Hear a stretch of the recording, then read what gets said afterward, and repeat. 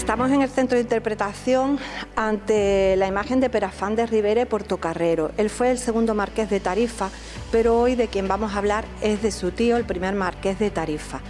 Este señor nace en Sevilla en 1476, es hijo de don Pedro Enríquez de Quiñones y de doña Catalina de Ribera, dos familias nobiliarias muy importantes. Nace a finales de la Edad Media y también vive parte del Renacimiento, con lo cual su vida va a estar dividida entre las armas y una educación humanista.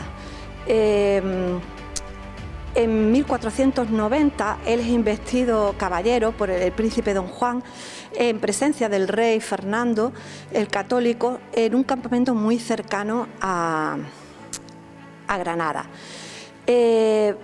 Pero claro, hasta 1509, que muere su hermanastro, es cuando él recibe toda la herencia de sus padres.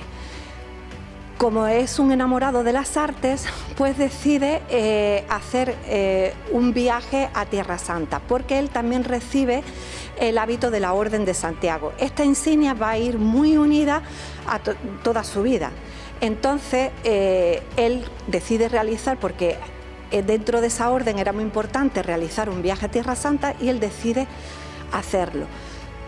¿Qué pasa? Pues que cuando llega a Venecia, conoce a Juan de la Encina, y este poeta, músico y también escritor de teatro tan importante, pues se hace amigo de él y decide también emprender ese viaje a Tierra Santa.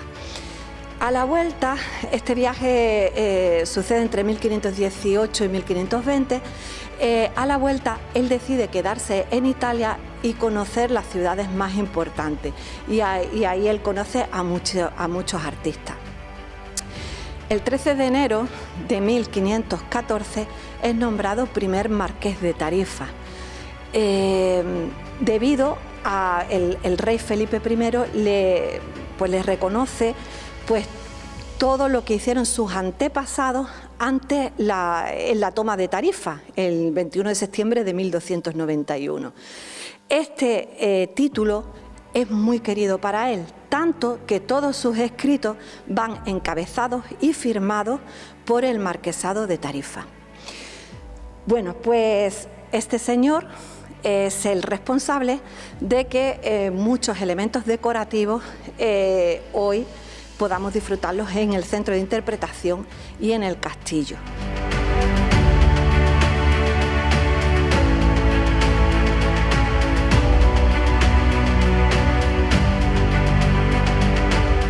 Pues don Fadrique Enríquez de Ribera, primer marqués de Tarifa, una de las cosas que hace cuando es nombrado marqués es introducir la decoración en el castillo y además añadirle una segunda función al castillo. Es decir, hasta entonces el castillo, la función que tenía era solo militar, pero a partir de entonces él le añade la función residencial. Por ello, introduce también elementos decorativos en el castillo, y uno de ellos es este azulejo que tenemos aquí en una de las vitrinas de la Sala del Mar, que son azulejos de arista.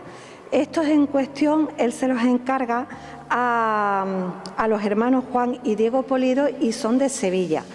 ¿En qué consiste la técnica de arista? Bueno, pues la técnica de arista es una técnica que se utiliza en alfarería y cerámica, y consiste que en la masa blanda, ¿verdad?, se coloca un molde que cuando se retira lo que hace es que ese azulejo queda en relieve. ¿Con esto qué conseguimos? Pues conseguimos que cuando comience el proceso de pigmentación los colores no se mezclen. Esto es una técnica que se utiliza mucho en el siglo XV, y sabemos que entre el siglo XV y XVI había 3 puntos en España, 3 ciudades que producían este tipo de cerámica y de azulejos, que son Sevilla, Toledo y Muel.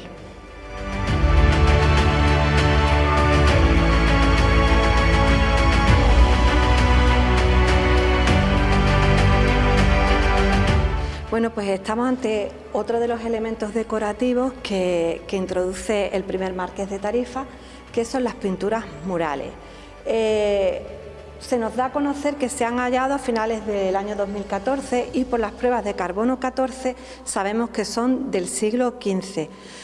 Lo curioso es que hay una ermita, la ermita de la Virgen de Lara, en Fuente del Arco, en Badajoz, donde hay otras pinturas murales en el friso, y lo curioso es que los motivos geométricos son prácticamente idénticos.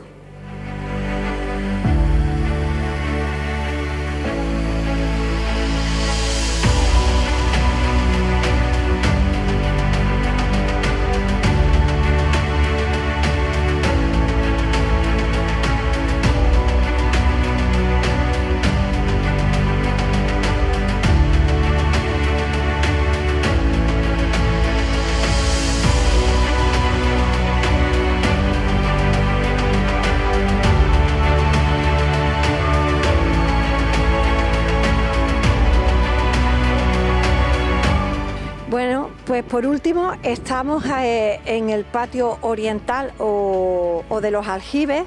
Esto también es obra del primer marqués de Tarifa. Estamos bajo una arquería mudéjar. El suelo califal estaría en un nivel más bajo y bueno, se llama así porque este patio tiene dos aljibes donde se recogía el agua de lluvia y también tenía una serie de riates pues por donde había jardinería, ¿no? Como jardines, y este era el afán que él tenía, ¿no? De darle un aire palaciego al castillo.